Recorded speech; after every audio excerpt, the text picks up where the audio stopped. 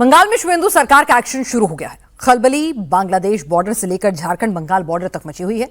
बंगाल में वसूली वाले टोल गोल हो गए, कटमनी लेने वाले कंट्रोल में आ गए हैं और बंगाल में पुलिस गली गली में गुंडों को ढूंढ रही है। कटमनी के सिंडिकेट वाला पूरा सिस्टम अब अंडरग्राउंड हो गया है। बदमाश बंगाल छोड़कर या तो भाग चुके हैं या फिर बॉर्डर क्रॉस करने का प्लान बना रहे हैं। बंगाल में डबल इंजन वाले शुभेंदु मॉडल का रुझान अभी से दिखने लगा है।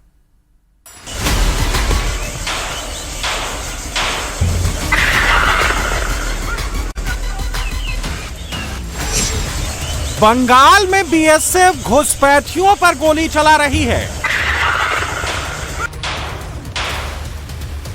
बंगाल में घुसपैठियों को दौड़ा दौड़ा कर खदेड़ा जा रहा है। बॉर्डर पर भगदड़ मच गई है। ये बंगाल में शुभेंदु मॉडल का पहला सैंपल है।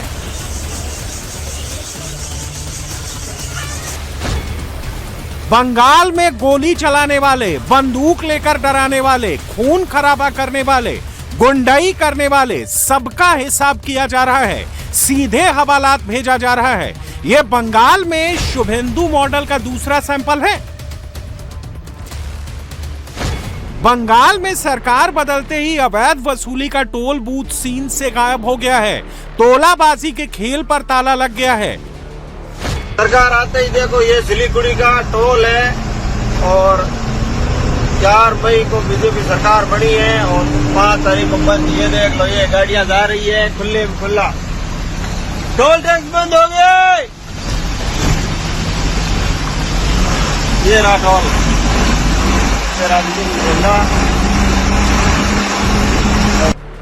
बंगाल में करप्शन की कटिया काटी जा रही है और ये बंगाल में शुभेंदु मॉडल का तीसरा सैंपल है। राम राम दोस्तों, इतना दादागिरी था, क्या बात है आप लोग को। ये रास्ते के लिए दोस्तों 400 रुपया टोल देना पड़ता था हाथ ट्रक वाला को। कितना करोड़ रुपया लूटा ये फुलवारी वाला टोल ने। आपको हिसाब कीजिएगा तो रोज का 10-15 लाख करके पैसा उठाता था ये रास्ता के लिए। देखिए ये रास्ता के लिए इतना पैसा लूटता था ये लोग। बंगाल में भगवा का गौरव फिर लौटाया जा रहा है। आसनसोल के बास्तीन बाजार में 15 साल से बंद पड़े मंदिर का ताला खुलवाया गया है। यह बंगाल में शुभेंदु मॉडल का चौथा सैंपल है।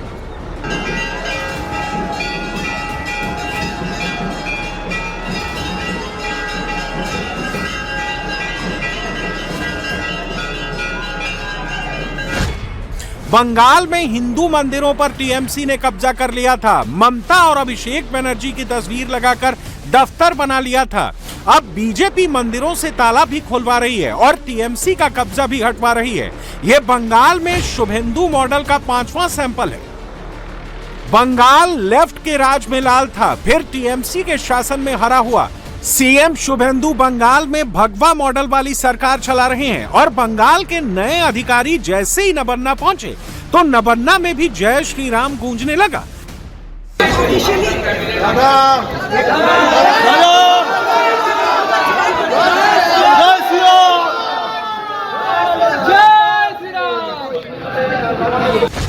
शुभेंदु ने नबन्ना में अपने बैठने के लिए नई कुर्सी मंगवाई है और कुर्सी पर भगवा तौलिया भी लगाया गया है।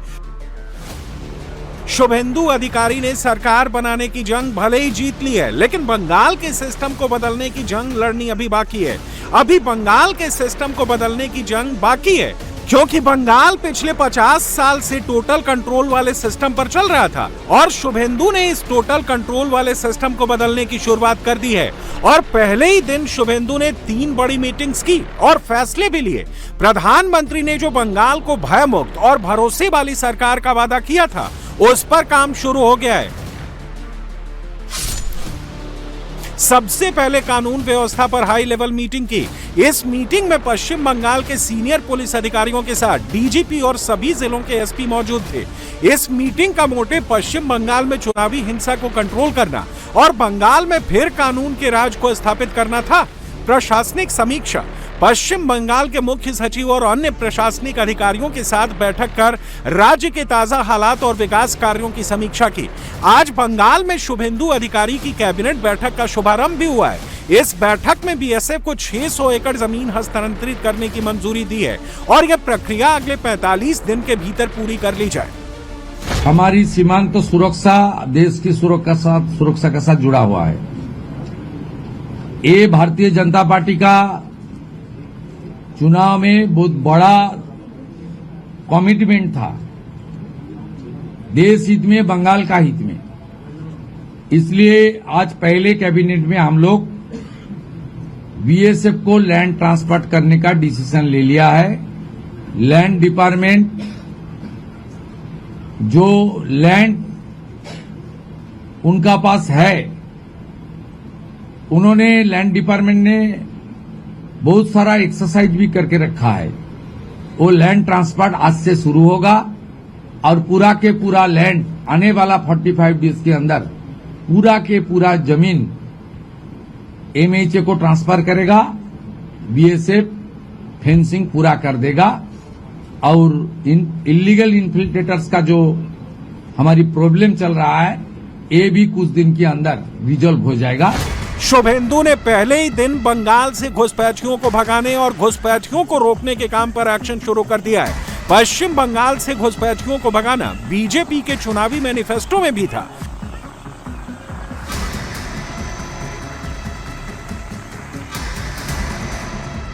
पश्चिम बंगाल और बांग्लादेश के बीच के अंतर्राष्ट्रीय सीमा की कुल लंबाई 2216.7 किलोमीटर है। गृह मंत्रालय की रिपोर्ट के अनुसार कुल 2216.7 किलोमीटर में से लगभग 1647.6 किलोमीटर पर बाड़ लगाने का काम पूरा हो चुका है। लगभग 569 किलोमीटर के हिस्से पर अभी बाढ़ और अन्य बुनियादी ढांचे का काम होना बाकी है। इसमें से 112 किलोमीटर का हिस्सा नदी नालों वाला क्षेत्र है, जहां स्थायी बाढ़ लगाना संभव नहीं है। बाकी बचे 456 किलोमीटर पर बाढ़ की जरूरत है, क्योंकि जिन रास्तों पर फेंसिंग नहीं हुई है वहीं से बांग्लादेश में तस्करी होती है, पश्चिम बंगाल में घुसपैठियों की एंट्री होती है। और इसका लाइव एग्जाम्पल हम आपको दिखाते हैं। ये जो वीडियो में आपको भागते हुए लोग नजर आ रहे हैं, ये बांग्लादेशी घुसपैठी हैं जो पश्चिम बंगाल में गैर कानूनी तरीके से घुसने की कोशिश कर रहे थे। लेकिन जैसे ही इंडिया बॉर्डर में घुसे घुसपैठियों का सामना बीएसएफ से हुआ, इनका स्वागत गोलियों से हो गया।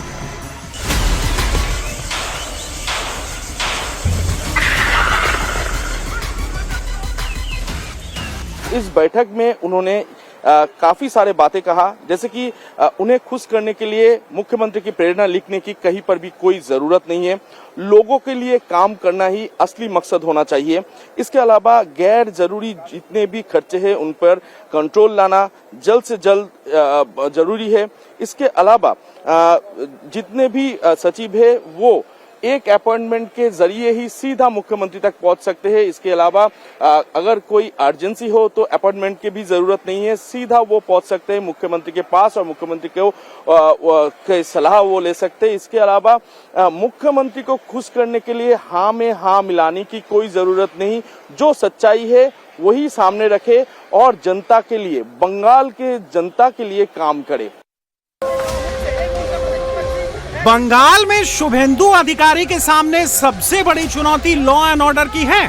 सीएम शुभेंदु एक्टिव हैं, तो सिस्टम भी अब एक्टिव हो गया है। बंगाल में अगले 5 साल तक क्या क्या होने वाला है, इसका ट्रेलर अभी से दिखने लगा है। बंगाल में पुलिस अब गली गली में गुंडों को खोज रही है। टेबल पर एक नहीं 3 पिस्तौल रखी गई है, 90 राउंड गोलियां बरामद की गई हैं और ये तैयारी चुनाव के बाद बंगाल में दहशत फैलाने के लिए की गई थी। अवैध हथियारों का ये जखीरा बहरामपुर के गिरजापाड़ा इलाके से मिला है।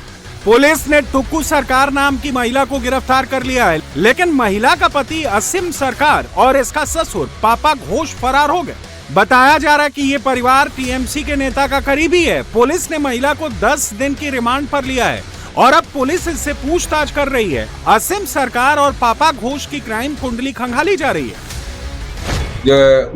उनकी घर में पापाई घोष और असीम सरकार थे जो भाग गया, और उन्होंने टुकू सरकार भी जानती है, तो उन्होंने इकट्ठा होके एक जगह पर घर में ही बहुत सारे आर्म्स एमुनेशन मौजूद की थे। तो उसमें था 3 7.65 मिलीमीटर बोर का पिस्तौल, 4 मैगजीन था, 90 राउंड्स ऑफ 7.65 एमुनेशन बोर का एमुनेशन और 9mm एमुनेशन था 50 राउंड्स का। बंगाल में अब चुनावी हिंसा करने वालों का हिसाब शुरू हो गया है। बहरामपुर में अधीर रंजन चौधरी के कैंपेन पर हमला हुआ था। अब हमले के आरोप में टीएमसी पार्षद की गिरफ्तारी हो गई है। टीएमसी पार्षद भीष्मदेव कर्मकार को पुलिस उठाकर ले आई है। ये पश्चिम बंगाल के पूर्वी मेदिनीपुर की तस्वीरें हैं, जहां बीजेपी को वोट देने पर राजू मंडल के घर पर टीएमसी के गुंडों ने हमला कर दिया था। नजीमुल और राशिद ने बीजेपी के कार्यकर्ताओं के घर पर जाकर गुंडाई की थी। अब कोलकाता पुलिस इनका हिसाब कर रही है। नजीमुल और राशिद अली को कोलाघाट पुलिस ने गिरफ्तार कर लिया है। पुलिस ने आरोपियों के खिलाफ हत्या के प्रयास और महिला से छेड़छाड़ समेत गंभीर धाराओं में मुकदमा दर्ज किया है। और ये सारा एक्शन उस बंगाल में हो रहा है जहां बीजेपी के कार्यकर्ताओं की मौत के बाद भी सालों तक केस रजिस्टर नहीं होते थे। पुलिस उनकी गुहार तक नहीं सुनती थी। बंगाल में जो लॉ एंड ऑर्डर पर जीरो टॉलरेंस वाला एक्शन चल रहा है, उसका इंपैक्ट भी दिखने लगा है। गुंडई वाले सिंडिकेट में खलबली मच गई है। गुंडे अब अंडरग्राउंड होने लगे हैं, बंगाल बॉर्डर छोड़कर भागने लगे हैं।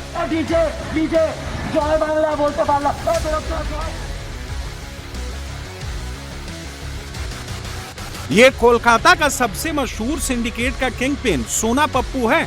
सोना पप्पू 200 से 300 लोगों की सेना लेकर चलता था। लोगों को डराने, धमकाने और वसूली का सिंडिकेट चलाता था। फेसबुक पर खुद को बॉस, बादशाह, किंग बताता था। लेकिन वक्त बदला तो सोना पप्पू कहीं सीन में नजर नहीं आ रहा है। दावा किया जा रहा है कि बंगाल से बाहर का टिकट कटवा लिया है। बंगाल में जहां जहां सड़कों पर वसूली का सिस्टम चल रहा था, अब वहां बीजेपी का झंडा लगाकर उसको खोला जा रहा है। टोलाबाजी के जितने भी सेंटर हैं, दनादन ताला लग रहा है।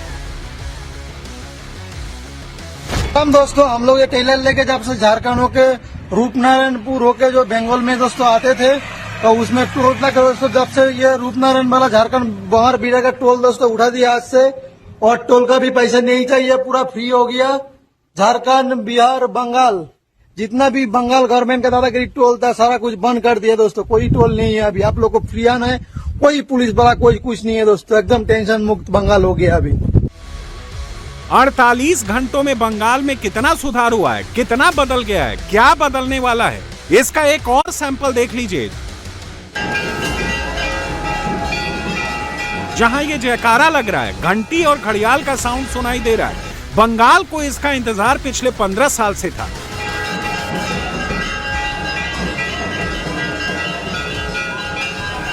आसनसोल के बस्तीन बाजार का ये दुर्गा मंदिर पिछले 15 सालों से बंद था। कोर्ट के आदेश के बाद भी इस मंदिर को नहीं खोला गया, लेकिन मदर्स डे पर बीजेपी ने यहाँ भव्य पूजा का आयोजन किया। संदेश दिया कि ये बंगाल दुर्गा का है। इस दौरान यहाँ श्रद्धालुओं की भारी भीड़ उमड़ पड़ी।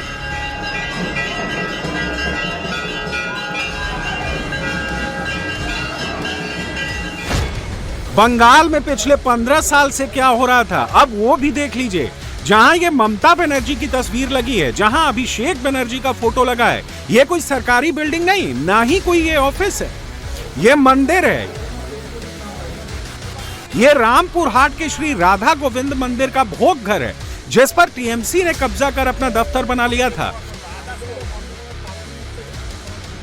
ये मंदिर बीरभूम जिले के रामपुर हाट नगर पालिका के वार्ड नंबर 15 में स्थित है। स्थानीय लोगों ने इस मंदिर की स्थापना की थी ताकि इलाके में सभी लोग एक साथ पूजा अर्चना और धार्मिक कार्यक्रमों में भाग ले सकें।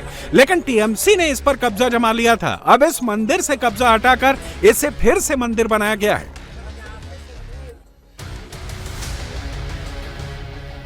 बंगाल को पहली बार डबल इंजन वाली सरकार मिली है और डबल इंजन का पावर बंगाल में अभी से दिखने लगा है। शुभेंदु ने अपना पूरा फोकस अब बंगाल के सिस्टम को सुधारने पर लगा दिया है। शुभेंदु टीएमसी में रह चुके हैं, टीएमसी का मॉडस ऑपरेंडाई उन्हें पता है। ऐसे में बंगाल को सुधारना, क्राइम को कंट्रोल करना शुभेंदु के लिए ज्यादा मुश्किल नहीं होने वाला है।